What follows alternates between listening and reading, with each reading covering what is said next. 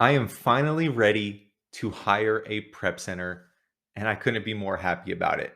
However, before jumping in, just full gorilla, naturally, I want to interview and talk to a couple prep centers. And by the way, if a prep center isn't willing to give me or you the time of day for a 10-minute phone call, a Zoom call, I'm certainly not just going to give them my business. I value my Amazon business tremendously. I've put in a lot of hard work. My account health is important. My finances are important. If they can't give me that, there's no way I'm trusting them with my business. And personally, I think it's a major red flag. So, with that said, I had an interview this week with a large prep center. I asked them a variety of questions, got a lot of good information. And what I want to do with you is share with you. I wrote down the 12 questions I asked that I thought to provide the most value. Are there things outside of this that I asked? Of course. And that they provided me with? Of course. But my goal is to kind of paint the full picture of what it's like working with a prep center. Okay, at least this one. And so, in no particular order, some of these are short and sweet, some are a little bit more long winded. Um, but let's dive in. All right. And towards the end of this, by the way, I'm going to share with you a cost, and they sent me a cost sheet that has the standard cost and what's included, as well as add-ons available. Okay.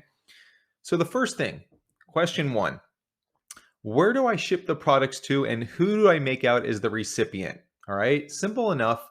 Currently, what I do is I send the products to my house, and I put me as the recipient.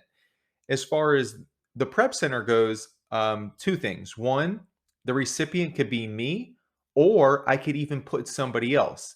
And just so you know, when they get my deliveries, they're going to look at the name of it, and we'll get into the process of logistics and stuff and put it on my shelf basically. But they also said that I can use somebody else's name. I just need to notify them. So I thought that to be great. And I'll come back to that in literally 1 second. Well, not literally, but the other part was that they gave me three addresses to send it to. They have a main warehouse and two other ones. Now they're all like connected, but they're different addresses. The reason I really, really like that, along with what I just mentioned about the option to put different names as the recipient, is because it could be a way to avoid a lot of canceled or flagged orders when it comes to online arbitrage. For anybody that's been doing this a while, using your name, the same credit card, the same shipping address, it can cause a red flag and canceled orders. It's part of the game. But having three different addresses and the option to put different names as the recipients kind of excites me. I won't know for sure until we get going, but I like the thought of that at least. So that's kind of where and how you ship it. Okay. Simple question. Number two, I asked him, how often are pickups? UPS comes to their warehouse 3 times a day. So I think that's fantastic. You can't really ask for more frequency than that. So when your stuff's packed, it's basically out the door once it's ready to go. Okay. They don't want it sitting on their shelves, taking up space. So I love that. I asked them what their working hours are. And the reason for that is because naturally, when they're not working, our products aren't being processed and out the door and sold, etc. I was really happy with this. I think this would probably be standard, especially for a large prep center. 9 to 6 Monday to Friday, 9 to 1 on Saturday, no work on Sunday. All right, cool. Fine with me.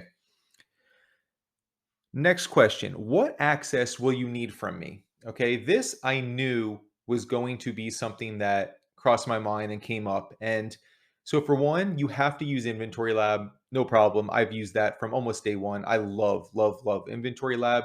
So, you need to literally just give them your login for them to create the shipments. Furthermore, you're going to need to give them permission in Amazon Seller Central, I think, for your inventory, something to that effect, meaning they have permissions to access certain things, certainly not everything. For anybody not familiar, when you use outside third-party services, like a REPRICER is a great example, they have to tie to your account. So it just kind of comes with selling on Amazon that you are going to have some trust that um, you know, they're going to need permissions to certain things. It's just part of the game. There's really no way to circumvent it. Okay. And so I thought that was that was a big concern of mine. I'm comfortable with that. Right. Um, Next question: what is the turnaround time? When I have products there ready to go, what does it take? They said when you request a shipment, and which, by the way, I'll touch upon what I mean by request a shipment. When it's time to have a shipment, it takes 24 to 48 hours. And I appreciated the fact he said, listen, we're getting into Q4. It might take 72 hours. And I was cool with that. And I actually really appreciated the fact that he was honest and mentioned that to me. I think that's just a good little rapport thing by being honest about that and saying something's going to take longer than it is. Goes to show you that, I think that little bit of honesty builds credibility. All right.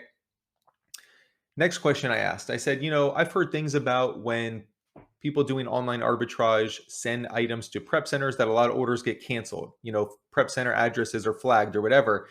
And he said, listen, I know that happens with Kohl's, but there's not many other that I'm aware of. So it's one of those things, to me, we'll trial and error it. If things get canceled, I'll learn and adjust and figure it out, or maybe do some of those if they're worthwhile at my own house for prep. Uh, but he said Kohl's is the only one that he knows of firsthand. Okay. I said, how do you determine how to prep the products? And what I mean by that is some items get poly bags, right? Some need bubble wrap. How do you determine what to use? Because, I was thinking, is it common sense? Is it logic? Do they have certain standards? And I really like the fact that the answer is Inventory Lab. When you create shipments in Inventory Lab, it tells you the level of prep and packing you need to do. And so they follow that. But also, if you want to be above and beyond that, maybe something doesn't need a poly bag, you can request a poly bag and you'll have to pay for it. Or you can request bubble wrap and you'll have to pay for it. But just know there's a way for you to request that and they will do that. But the standard is following Inventory Lab's guidance, which I think is great. Another question I had was, how do you have proof that you've shipped my products out? So currently, when I create a shipment, if I, let's say, take it to UPS, I get a receipt and I scan that receipt in my phone so I have proof that I dropped it off, right? I bought my shipping through Amazon, which remains the same, by the way, still paying for the shipping. And I have that receipt. And so, from what I gather, as I mentioned, UPS comes 3 times a day. UPS scans every single box that they pick up. Now, I will say, I don't love that answer because what if your box is on the shipment and they don't scan it, right? Or there's an error? There's no way for me to prove, from my understanding, that my box was actually in the truck. Except he mentioned we do have cameras. That has happened once in a blue moon, and we show UPS, hey, you guys did pick it up. Here's the box, right? It's not as secure as a receipt. And the fact of the matter is, I just tend to think this is one of those things you kind of have to trust the system. If a box gets left behind at the warehouse, they'll get it on the next one. I don't think a UPS driver is typically trying to just steal an entire box, right? Things like that. But I will say it's not a perfect answer in my book. And it's something that maybe I'll have a better grasp on with time. But I think it's just one of those trade offs. You kind of just have to trust the system. And there's no way of getting a receipt anymore if you use a prep center for every single box that you send out. So it is what it is kind of my mindset. What about lost or broken inventory? I said naturally humans are handling these products. Mistakes happen, errors happen, things break. At what point are you guys responsible, or how do you address broken or lost inventory? And he said basically, it does happen once in a blue moon. We'll give you a credit, right? Whatever the typical sale price is what will credit you. They're not going to reimburse you, but they'll put it towards a credit. That was good enough for me. Furthermore, I do want to mention, unlike if an Amazon warehouse worker steals one of your items, let's say hypothetically a pair of shoes, they might risk their job. They're not risking losing a business. These prep centers are risking losing thousands of dollars from each individual seller if they don't do things the right way. So they're risking their business. So I don't see it in the same way as I don't see people just like one-off stealing a thing of vitamins, right? Stuff like that. I'm not saying it's impossible, but I don't think it would be tolerated nearly as easily as with Amazon warehouse employees. All right. And again, that's a very general statement. But things happen. So lastly, we got 2 things to wrap up with here. Okay. Or excuse me, 3 things. One is going to be, how does it work? I'm going to paint kind of a wide brush stroke of the entire start to finish process. We're going to talk about cost and then billing. So those 3 things to wrap it up. How does it work? Let me kind of give you the synopsis here. Basically, you place an order online, you ship it to the warehouse, right? We already talked about the address and the recipient. There's going to be a customer portal, you being the customer, where you basically are going to let the warehouse, the prep center know this box is coming. These are the contents of it. This is the price per item. And this is who I made it out to, me as the recipient, right? They're going to get the box, they're going to check it in for you, they're going to examine the products, they're going to let you know how many they received, if anything was damaged. They're going to remove stickers if need be. And then once you have 100 items in stock, okay, they won't create a shipment for you unless there's 100 items or more, which I think makes a lot of sense. I'll be able to see what items are available. And once I have 100 units in stock, I can request a shipment. Okay. So every time I have 100 units, so if I have 100, I can request a shipment. If I have 1,000, I can request a shipment. If I have 50, I have to wait until I have 100. Okay. And that's where the 24 to 48-hour turnaround time is from the time you have enough items in stock and then you request it. Okay. Then they do everything for you, right? They prep it, they put it in boxes, send it off to UPS, and then they bill you. Okay, so that's kind of the overall logistics and the flow of it. But basically, just know you're going to have access to an account and you're going to be communicating with them, right? So as far as cost are concerned, all right, I'm going to give you the general rundown. It's $1.40 per item, and this includes most of the things you would think of. This is going to be polybag. It's going to be your Amazon barcode. It's going to be UPS and FBA labels. They include shoe boxes. I don't mean the actual boxes. I mean they will pack shoe boxes according to that price. It's not an upcharge. It also includes shipping boxes, unless once in a while they don't have boxes and they have to use new ones or special ones, etc. Then they'll charge you for that. Okay. There's also add-ons. So like if you need bubble wrap, or if you request bubble wrap when it's not necessary, okay, either way, they're going to charge you for bubble wrap. They're going to charge you for poly bags if it doesn't need a poly bag, but you want a poly bag. So totally cool with that. And that's kind of the cost side of things. And then lastly, how does billing work? So the way that they do this, now I mentioned already, you have to have 100 items in stock to create a shipment. So what they do at the beginning of every month, you are going to pay for your first 100 items. Okay.